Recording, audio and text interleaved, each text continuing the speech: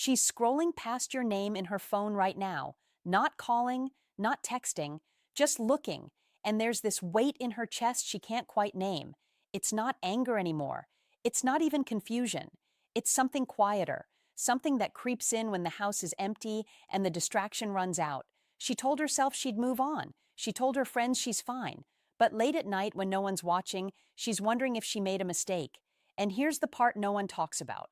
Regret doesn't show up all at once. It doesn't knock on the door and announce itself. It comes in stages, slow, layered, undeniable. And if you're sitting there wondering whether she even thinks about you, whether walking away meant anything to her, whether she's out there living her best life while you're stuck rebuilding yours, you need to understand what's actually happening on the other side of that silence. Because this isn't about hoping she comes back. This isn't about manipulation or games. This is about understanding human psychology so deeply that you stop questioning your worth based on someone else's reaction time. And if you're the kind of person who's done with the shallow advice, the quick fixes, the feel-good lies that leave you right back where you started, then you're in the right place. Hit that subscribe button right now. Not for me, for you. Because choosing to be here means you've chosen clarity over comfort. And that decision alone puts you ahead of most people still stuck in the cycle. Let's be honest, most of what you've been told about no contact is either incomplete or flat out wrong. You've heard it makes her miss you. You've heard it gives her space to realize what she lost. You've heard it builds attraction. And sure, all of that can be true, but it's not the full picture. Because what no one explains is the internal journey she goes through when you actually disappear. Not the performative kind of disappearing where you're still liking her posts or watching her stories or leaving breadcrumbs. The real kind, the kind where you're genuinely gone, where your energy, your attention, your presence, it all evaporates. And that absence, it triggers something primal, something she wasn't ready for. Stage 1. Relief. She thinks she made the right choice. One is relief. Let's start there because this is where most guys lose their minds. You go no contact expecting her to panic immediately, and instead she seems fine, maybe even better. She's posting more. She's out with friends. She's smiling in every picture. And you're sitting there thinking, she doesn't care. This was pointless. I should reach out. Wrong. Dead wrong. Relief is not indifference. Relief is the first reaction to the end of tension. Think about it. If the relationship ended with conflict, distance, resentment, arguments that went nowhere, then the immediate feeling after the breakup is release. She's not carrying that weight anymore. She's not trying to fix something that felt broken. She's not walking on eggshells or managing your emotions or wondering why things don't feel right. That pressure gone. And yes, that feels good for a minute. But here's what you need to understand. Relief is shallow. It's surface level. It's the emotional equivalent of finally putting down a heavy bag. Feels amazing in the moment, but it doesn't mean she doesn't need what was in that bag. It just means her arms were tired. So when you see her living her life, posting, laughing, moving, don't interpret that as her being over you. Interpret it as her not yet realizing what she's actually lost because she won't. Not yet. Not in stage 1. She's still riding the wave of freedom. She's still convinced she made the right call. And your job is to let her. Don't interrupt this stage. Don't text her. Don't try to remind her of the good times. Don't fish for validation. Let her have her relief because what comes next, she's not ready for. Stage 2 is distraction. Now she's filling the space aggressively. She's saying yes to everything. Girls' nights, new hobbies, gym sessions. Maybe she's talking to someone new. Maybe she's buried in work or school or travel plans. The calendar is full, the phone is busy, and from the outside, it looks like she's thriving. But here's the truth. Distraction isn't healing. Distraction is delay. It's the mind's way of avoiding the actual emotional work. Because if she stops, if she sits still, if she lets herself feel the weight of the choice she made, it's going to hurt. And she's not ready for that yet. So she runs, not physically, emotionally. She keeps herself so occupied that there's no room to think about you, no room to miss you, no room to question anything. And this is where a lot of guys break because they see her moving on and they panic. They think if I don't do something now, I'll lose her forever. So they reach out, They send the "I've been thinking about you" text. They try to re-enter her life during the exact moment she's trying to forget it. And all that does is validate her decision to leave because now you've proven that you're still stuck, still needing her, still unable to move forward without her attention. You've just made yourself smaller in her eyes. And worse, you've interrupted the very stage two, curiosity. The questions begin process that would have brought her back because distraction doesn't last. It can't. Humans aren't built to run forever. Eventually, the noise dies down. The calendar clears. The new stuff stops feeling new. And that's when stage three arrives. Curiosity. This one's subtle. It doesn't announce itself. It's not dramatic. It's just a thought, a small one. I wonder what he's doing. That's it. That's how it starts. She's not crying. She's not texting you. She's not even sure why she's thinking about you, but you're there in the back of her mind. And here's why. Because by now enough time has passed that the intensity of the breakup has faded. The anger's gone. The frustration's gone. And in that absence, she starts to remember the good parts. Not because she's romanticizing the past, but because memory works selectively when pain decreases. The hard stuff blurs. The soft stuff sharpens. She remembers the way you made her laugh, the way you listened when no one else did, the way she felt safe, the inside jokes, the random Tuesday nights that didn't mean much at the time, but somehow meant everything. And now she's curious. She's not ready to admit it, but she wants to know if you're okay, if you're thinking about her, if you've moved on. So she checks subtly. Maybe she looks at your social media. Maybe she asks a mutual friend. Maybe she drives past a place you used to go together just to see if the memory still hits. She's testing the waters, but she's doing it quietly because she's still not sure. And this right here, this is the stage where your silence becomes power. Because if you're still visibly affected, if you're posting sad quotes or looking miserable or clearly stuck, she feels nothing. She feels confirmed. But if you're genuinely different, if your energy has shifted, if you're building something, growing into something, becoming someone who doesn't need her validation to feel whole, that curiosity deepens and it moves her into stage four, concern. Now, it's not just, I wonder what he's doing. It's why isn't he reaching out? This is the stage where the silence starts to feel heavy because she expected you to chase. Maybe not immediately, but eventually. Most guys do. They can't handle the distance, they crack, they send the drunk text, the birthday message, the "I miss you" confession, and she was ready for that. She had her response prepared, but you didn't. You stayed gone, and now that absence is louder than any message you could have sent. She starts to question. Did I not matter as much as I thought? Is he really over me? Did he find someone else? And that one stings because up until now, she's been operating under the assumption that she's irreplaceable in your life, that no matter what, you'd always be there, waiting, hoping, available. But you're not. And for the first time, she's realizing that maybe, just maybe, she's replaceable too. That thought is uncomfortable. It challenges the narrative she's been telling herself that she was the prize, that you were the one who needed her more, that leaving was the power move. But power stage three, concern. Where did he go? Moves only work when the other person stays in the game. You left the board, and now she doesn't know what that means. She's concerned. Not because she wants you back yet, but because your absence has shifted the balance, and she didn't expect that. She didn't expect you to be fine or worse, better. And that realization pushes her towards stage five, nostalgia. This is where it gets emotional, really emotional, because now she's not just thinking about the memories, she's feeling them. She hears a song you used to listen to, and it wrecks her. She sees a couple doing something you used to do, and it pulls her under. She's scrolling through old photos, old texts, old everything, and she's drowning in what used to be.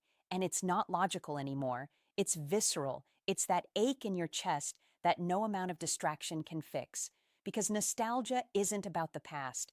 It's about the absence of the present. It's about realizing that something you once had, something that once felt so normal and easy and consistent, is gone.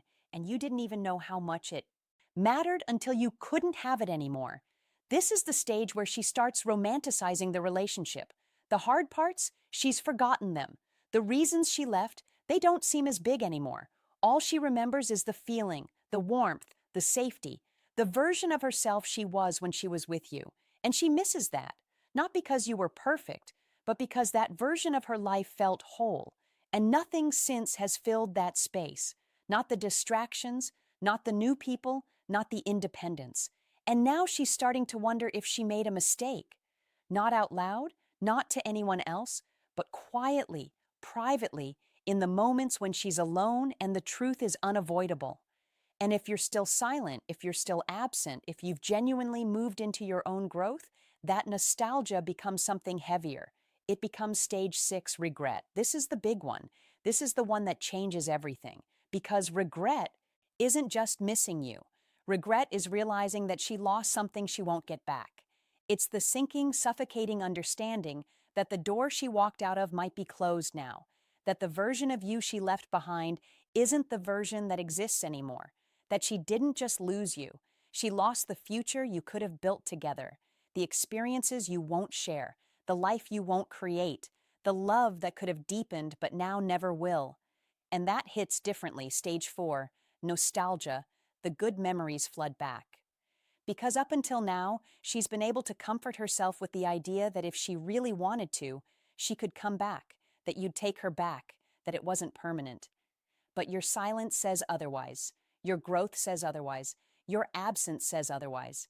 And now she's sitting with the possibility that she fumbled, that she let go of something real because she was confused, scared, or convinced the grass was greener. And maybe it was for a minute, but now that minute's over and the grass looks pretty dead. She's regretting the timing, the way it ended, the things she didn't say, the effort she didn't give, the version of the relationship she could have fought for, but didn't.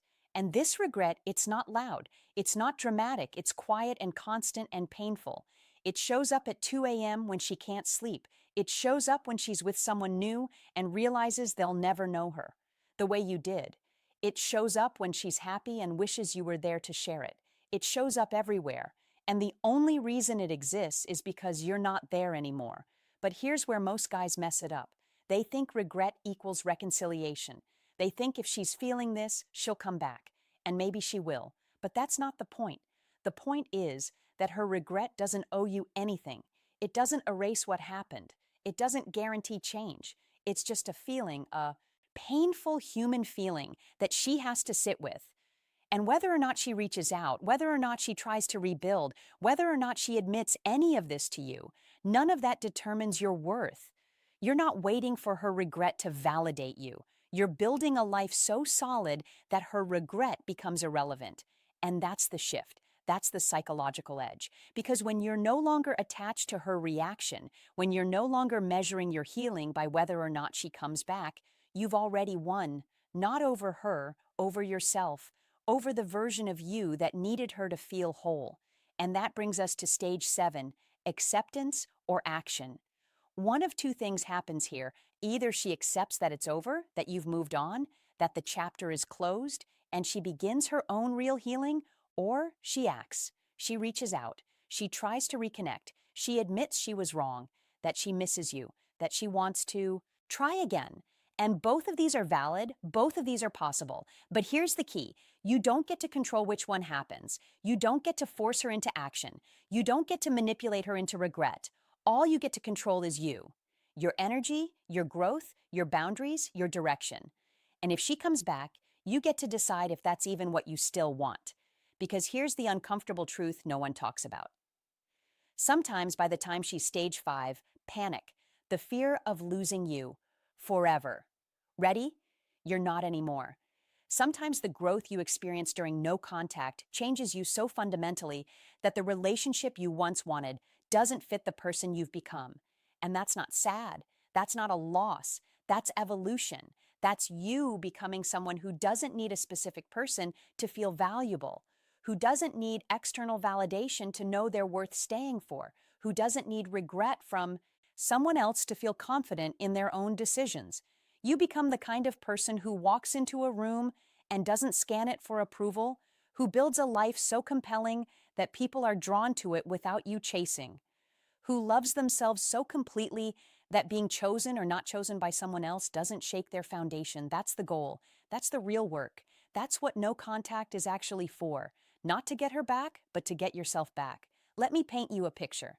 There's a version of you that exists 6 months from now, maybe a year. This version of you wakes up with purpose. Not because someone's waiting for you, but because you've built something worth waking up for. You've got a routine that serves you. You're in shape not for validation, but because discipline feels better than regret. You're reading, learning, investing in skills that make you sharper, more capable, more confident. You've cut out the noise, the people who drain you, the habits that numb you, the distractions that keep you small. You've built a life that reflects the respect you have for yourself. And people notice, not because you're performing, but because you're different.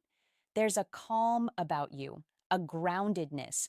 You don't need to prove anything because you've already proven it to yourself.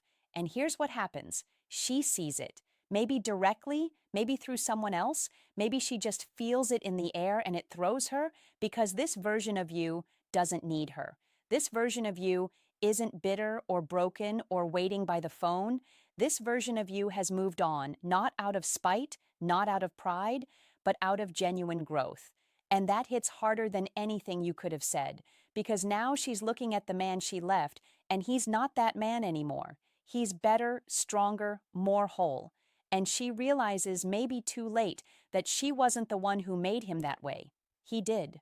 Stage 6, deep regret, realizing what she lost. And that regret, that nostalgia, that concern, it all comes rushing back.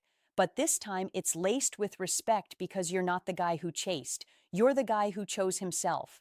And that choice, that's the most attractive thing you could have ever done. But let's be clear, this isn't about revenge. This isn't about making her feel bad so you can feel good. This is about you becoming the kind of person you're proud to be, regardless of who's watching. Because if she never feels regret, if she never looks back, if she moves on and never thinks about you again, you still win. Because you're not building this life for her reaction. You're building it for your future, for the relationships you'll have that are healthier, for the respect you'll command because you've earned it, for the peace you'll feel because you stopped outsourcing your worth to people who couldn't see it.